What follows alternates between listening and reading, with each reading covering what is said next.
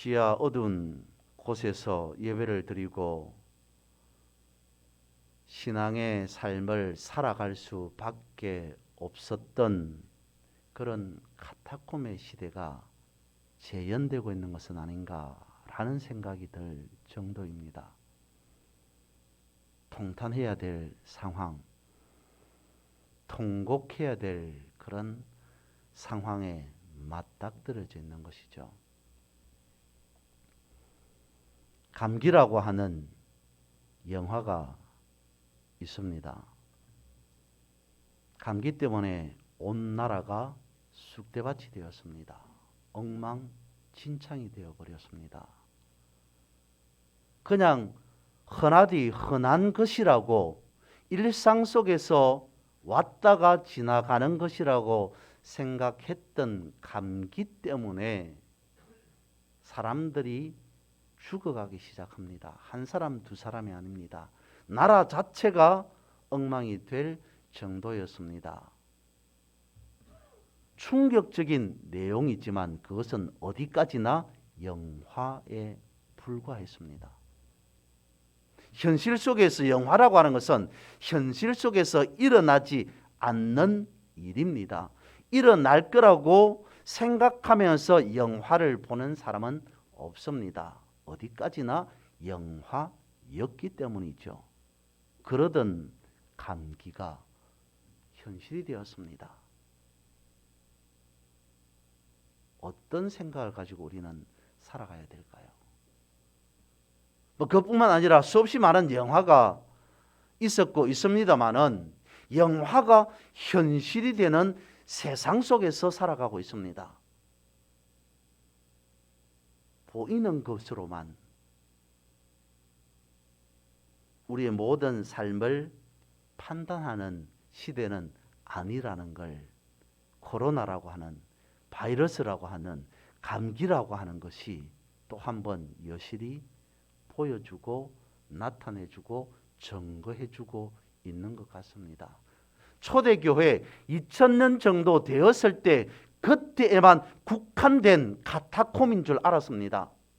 사회에서 제약을 받고 함부로 사람들에게 하나님 예수 그리스도라고 하는 이름으로 모이지 못하고 눈치를 봐야 되고 경계해야 되고 두려워해야 되고 조심해야 되는 시대는 그때뿐인 줄 알았습니다. 설마 우리가 아무리 그래도 그렇지 교회가 모인다라고 하는 사실 자체를 사회적으로 비탄, 진함받아야 될 그런 상태가 될까? 어떤 누구도 생각할 수 없었던 일이었습니다. 그런데 2000년 전에 초대교회와 같은 그런 일들이 오늘 우리가 살아가는 이 시대에 1년, 2년 또 얼마만큼 진행될지 지속될지 아는 사람은 아무도 없다는 현실 속에서 살아가고 있습니다. 그러면서 21년 연말을 또한 맞이합니다. 무엇입니까? 우리의 힘으로 감당할 수 없는 일이라는 것을 알게 되었습니다. 초대교회가 박해받는 상황 속에서 저들의 마음은 어땠을까요? 그때 당시 초대교회 저들은 어떤 방식으로 어떤 자세로 사회 지탄을 대하였을까요? 그런 생각을 우리가 한번 해봐야 되지 않을까 싶습니다. 모든 것이 흔들리는 그런 시대 안에서 시간 속에서 21년 연말을 보내고 있습니다. 오늘 우리가 본 본문의 말씀 시편 84편 말씀은 이러한 우리의 상황을 놓고 볼 때 우리에게 외치는 소리가 또 다른 의미로 다가옵니다. 본문은 교회에 대해서 말씀하고 있습니다. 시편 84편은 하나님의 구약 시대에 하나님의 성전에 대해서 말씀하고 있습니다. 그런데 이것이 성전에 대한, 교회에 대한 말씀이 아닙니다. 믿음에 대한 말씀이요, 신앙에 대한 말씀입니다. 먼저 본문의 말씀 1절과 2절 말씀을 봅니다. 만군의 여호와여, 주의 장막이 어찌 그리 사랑스러운지요. 내 영혼이 여호와의 궁정을 사모하여 쇠약하며 내 마음과 육체가 살아계시는 하나님께 부러진나이다. 어떤 느낌, 어떤 상황 속에서 이렇게 말하고 있을까요? 이와 같이 고백할 수밖에 없었겠습니까? 읽어드렸던 2절 말씀에 사모하다라고 하는 표현이 나옵니다. 가사퍼라고 하는 이 말은 말 그대로 열망하다, 바라다 라고 하는 뜻을 가지고 있고, 더불어서 상사병에 걸릴 정도로의 의미를 포함하고 있습니다. 시인이, 오늘 본문을 기록한 사람이 상사병에 걸릴 만큼 성전을 사모하고 있답니다. 상사병에 걸릴 만큼 성전을 그리워하고 있답니다. 어떤 상황이라는 겁니까? 마음대로 성전을, 마음대로 교회를 출입할 수 있는 상황이 아니라는 거죠. 가고 싶어도, 하나님 앞에, 성전 앞에 나아가고 싶어도 나아갈 수 없는 상태. 그래서 가고 싶은 그 마음이, 하나님 앞에 나아가고 싶은 그 마음이 상사병이 걸릴 정도로 사모한다, 그리워한다 라고 말씀하고 있는 거죠. 그러면 성전을 그토록 사랑하고 사모했던 이유는 무엇이겠습니까? 첫 번째, 성전에는 하나님의 임재가 있는 곳이기 때문이죠. 오늘 본문의 말씀을 보면 성전에 대해서 여러 가지로 표현하고 있습니다. 1절에서는 주의 장막, 2절에서는 여호와의 궁정, 3절에서는 주의 제단, 4절에 가서는 주의 집 등등과 같이 표현하고 있습니다. 여기에서 1절에 있는 주의 장막이라고 하는 것은 이스라엘 백성들이 광야에 있을 때 지었던 성막을 의미하고 있습니다. 성막은 이중구조로 되어 있습니다. 가에는 천막으로, 천으로 이루어져 있고요. 그런데 내부에는, 안에는 금으로 장식된 벽면, 그리고 금으로 장식된 하나님의 법궤가 있었던 곳이, 그렇게 지었던 곳이 성막이었습니다. 이것은 여러분, 오늘 우리를 설명해 주고 있는 거예요. 광야의 성막이라고 하는 것이 오늘 우리 자신을 말씀해 주고 있는 것입니다. 다른 것이 아니라 하나님이 임재해 계신 우리를 성막으로 설명해 주고 있다는 거죠. 장막 밖의 인생은 초라해 보일 수도 있습니다. 우리의 현실적인 삶은 초라해 보일 수도 있습니다. 그저 그렇게 볼품없이 보일 수도 있습니다. 그러나 하나님의 임재를 경험한 뒤에 하나님의 영광을 입고 살아가는 사람의 내면은 다르다는 겁니다.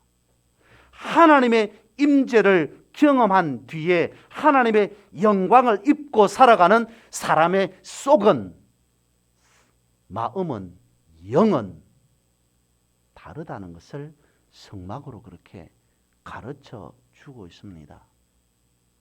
세상에 어떤 것과도 비교할 수 없는 그런 것들로 가득 채워 있다는 거죠. 그래서 여러분의 외적인 삶으로 여러분 스스로를 판단하지 마셔야 합니다. 왜냐하면 성도인 나는 그냥 세상 사람으로 살아가는 나가 아니라 성도인 나는 하나님이 계시는 자리이기 때문이죠. 성도인 나는 하나님이 머무시는 믿음의 영적 지성소이기 때문입니다. 두 번째로는 성전은 하나님이 주시는 안식이 있는 곳입니다. 본문의 말씀 3절을 봅니다. 나의 왕 나의 하나님 만군의 여호와여 주의 제단에서 참새도 제 집을 얻고 제비도 새끼둘 보금자리를 얻었나이다. 참새도 제비도 집을 얻고 보금자리를 얻은 곳이 어디라고요? 주의 제단에서. 주의 제단에서 미물에 속하는 참새도 제비도 안정과 평안을 얻게 된다. 그곳이 하나님의 집 성전이다, 교회다라고 가르쳐주고 있죠. 모리스라고 하는 사람이 있습니다. 그녀는 61세가 되었을 때 실명하게 됩니다. 앞을 볼 수 없게 돼요. 60의 평생을 보고 살았던 멀쩡했던 사람이 갑자기 어느 날 앞을 볼 수 없게 됩니다.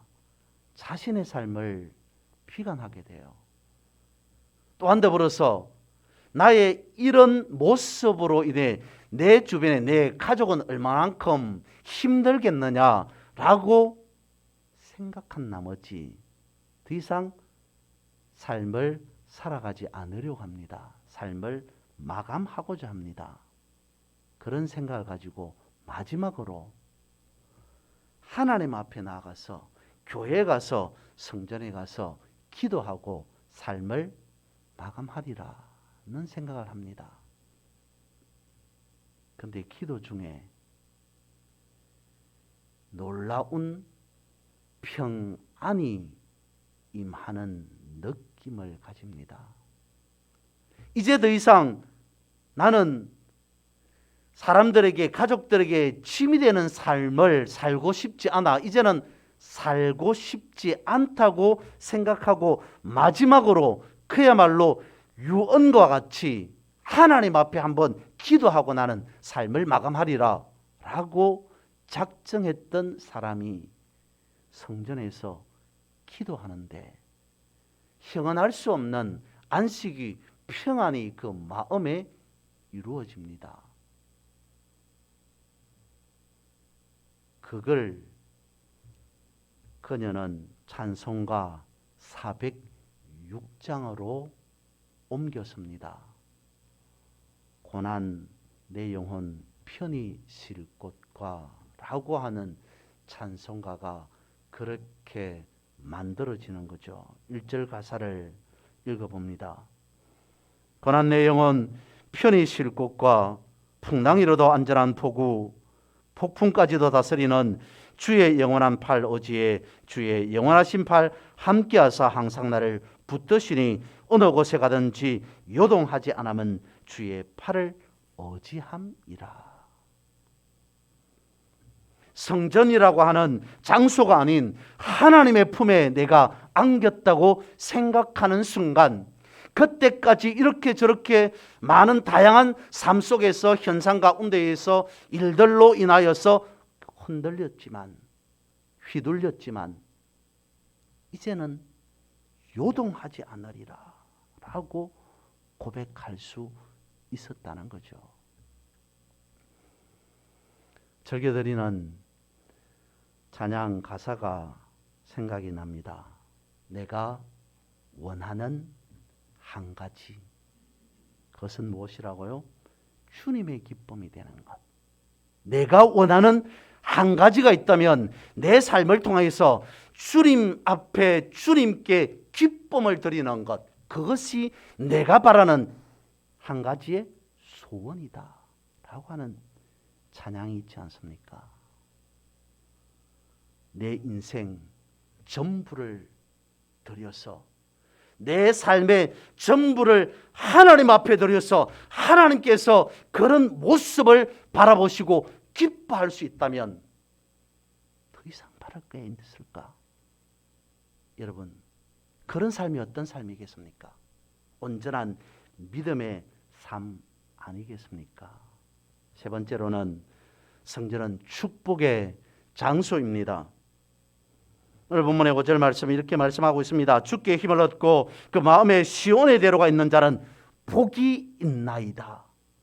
주께 힘을 얻고 그 마음에 시온의 대로가 있는 자, 시온의 대로 메실라라고 할 때의 이 길은 자연적으로 난 길이 아닙니다. 인공적으로 갈고 닦은 길이라는 거죠. 하나님 앞에 성전을 향하여서 나아가는 길이 저절로 생긴 길이 아니라 많은 사람들이, 이 사람 저 사람들이 확장 공사를 하고 그 길 가운데에 돌뿌리가 있으면 그 돌을 걷어내고 구덩이가 있으면 구덩이를 메꿔서 만들어낸 길이 오늘 5절에서 말하는 시온의 대로라는 겁니다. 그런 모습, 그런 인생길을 걸어가는 그를 6절에서 설명해 주고 있습니다.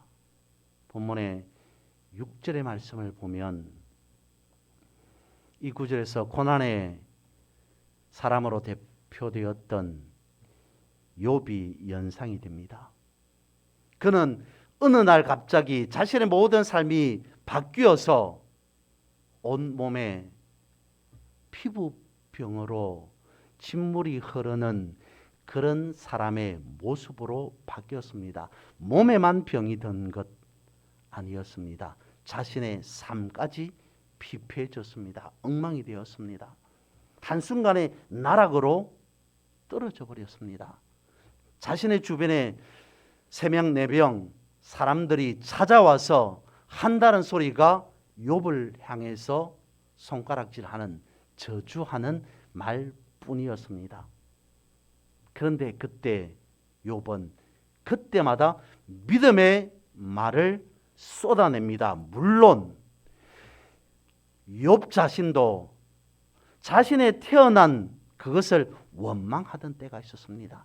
자신의 삶 가운데에 육신에 든 병 때문에 어려움을, 고통을 토로했던 적도 있었습니다. 하소연했던 적도 있습니다. 그러나 어디까지나 욥은 고난 가운데에 믿음의 사람으로 살아갔던 것입니다. 그런 모습을 하나님께서 멀찍이 넌저시 바라보고 계셨다라고 생각해 보면 어떨까요? 엄청나게 하루아침에 사람이 바뀌어서 멀쩡하던 사람이, 건강하던 사람이, 엄청나게 잘 나가던 사람이, 복받았던 사람이 완전히 엉망이 되어버렸습니다. 질병으로 완전히 다른 사람이 되었습니다. 그야말로 주변의 사람들이 말하는 것처럼 저주받은 인생, 저주받은 사람으로 변하고 말았습니다. 그런데 멀찍이서 그런 상태에 있는 욥을 하나님이 바라보고 계십니다. 욥의 입에서는 믿음으로 하나님으로 말씀으로 라고 하는 말이 되뇌입니다. 쏟아져 나옵니다. 하나님께서 그런 욥을 어떻게 보셨을까요? 보시기에 심히 아름답다라고 하는 것으로 보시지는 않았겠습니까? 하나님께서 천지창조를 하실 때에 보시기에 심히 좋았더라라고 하는 그런 마음을, 자신의 삶을 바라보면 변화된 그 삶을 바라보면, 바뀐 삶을 바라보면 완전히 엉망이 되어 있는데, 그래서 원망, 시기, 질투, 불평, 불만을 쏟아내는 것이 당연할 것 같은데, 그런 그의 입에서, 욥의 입에서 하나님 믿음이라고 하는 말이 쏟아져 나옵니다. 하나님께서 그런 욥을 바라보시고 보시기에 가장 아름다운 사람이 아니냐라고 하시지는 않았을까요? 가장 추한 욥의 모습 속에서 하나님은 가장 아름다운 모습을 찾아낸 것은 아니었겠습니까? 그런 삶이, 그런 인생이 믿음으로 살아가는 인생이라는 거죠. 5절과 6절로 이어지는 말씀 속에서는 그런 것을 말씀하고 있습니다. 나는 내 인생을 가장 비참한 인생이라고 생각하는데, 그러나 하나님께서는 그런 나를 바라보시면서 가장 아름다운 인생이다라고 말씀하고 있다는 거죠. 나는 내 인생이, 내 평생의 삶이 눈물 골짜기라고 생각했는데, 그러면서 그렇게 여기면서 살아왔는데, 그럼에도 불구하고 하나님께서는 아니야, 내 인생은, 내 삶은 눈물 골짜기가 아니라 샘이야, 담비야 라고 말씀하고 있다는 사실, 그것을 우리에게 가르쳐주고 있습니다. 이것이 가장 믿음으로 살아가는 자의 아름다운 인생, 삶이 아닌가라는 것입니다. 그리고 이어서 성경은 말해주고 있습니다. 지금 오늘 본문을 기록한 이 사람은 앞서 말씀드린 바와 같이 성전을 자유롭게 출입할 수 없었던 사람이었습니다. 그러한 시대적인 상황이 아니었음을 말씀해 주고 있습니다. 그래서 4절에서는 주의 집에 거하는 자들은 복이 있습니다. 상사병이 걸릴 만큼 성전에 있다는 것 자체가 얼마나 귀한 복인가 라고 하는 것을 4절에서 주의 집에 거하는 자들은 복이 있나이다 라고 하면서 10절에 주의 궁정에서 한 날이 다른 곳에서의 첫날보다 나은즉 악인의 장막에 사는 것보다 내 하나님의 성전 문지기로 있는 것이 좋사오니 하고 고백할 수밖에 없었다는 거죠. 지외법권이라고 하는 말이 있습니다. 어떤 사람이 그 나라에 살아가지만 그 나라의 법 권리, 그 나라의 지배를 받지 않을 수 있는 권리가 지외법권 아닙니까? 이것을 우리는 이렇게 표현합니다. 이렇게 고백하죠. 우리는 땅에 속한 것이 아니라 하늘에 속한 사람이다. 우리는 지외법권이라는 거죠. 10절 말씀을 보십시오. 주의 궁정에서 한 날이 다른 곳에서의 첫날보다 나은즉, 그렇게 고백하는 자신의 현실의 삶은 어디라는 겁니까? 악인의 장막에 사는 것. 내 삶은 악인의 장막에 사는 것과 같은 그런 삶이다. 그럴지라도 악인의 장막에 사는 것보다 내 하나님의 성전 문지기로 있는 것이 좋습니다. 나는 땅에 살아가지만, 나는 육신의 몸을 입고 살아가지만, 나는 세상의 관점으로 바라보면 똑같은 저들과 동일한 사람으로 비춰지지만, 그러나 나는 땅에 속한 사람이 아니라, 세상에 속한 사람이 아니라 하늘에 속한 사람이다. 나는 지혜법권이다. 나는 악인의 장막 안에 갇힌 삶과 같은 삶을 살아갈지라도 그런 너희들과는 다른 삶이야. 나는 하나님의 성전 문지기로의 삶을 지향하고 있는 사람이다 라고 가르쳐주고 있습니다. 믿음의 삶의 극치를 보여주고 있는 것이죠. 그러면서 오늘 본문 마지막에 가서는 이렇게 고백하고 있습니다. 만군의 여호와여, 주께 의지하는 자는 복이 있나이다. 결국 이것을 말하고 싶었던 겁니다.